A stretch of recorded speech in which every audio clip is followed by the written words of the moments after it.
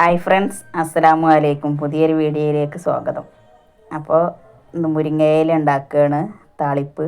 അതിനു വേണ്ടി ചട്ടി അടുപ്പത്ത് വെച്ച് ചൂടായി വന്നപ്പോൾ വെളിച്ചെണ്ണ വെച്ച് ചെറിയ ഉള്ളി അരിഞ്ഞിട്ട് കൊടുക്കുക. എന്നിട്ട് പച്ചമുളക് കഷ്ണം വെട്ടിയിട്ട് കൊടുക്കുക. എന്നിട്ട് നന്നായിട്ടൊന്ന് മിക്സ് ചെയ്യുക.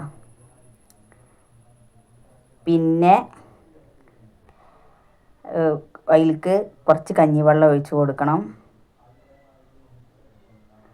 എന്നിട്ട് ഇല ഇട്ട് കൊടുക്കുക. അപ്പോൾ ഈ വീഡിയോ ഇഷ്ടമായാൽ ലൈക്ക് ചെയ്യുക, കമൻറ്റ് ചെയ്യുക, ഷെയർ ചെയ്യുക, സബ്സ്ക്രൈബ് ചെയ്യുക.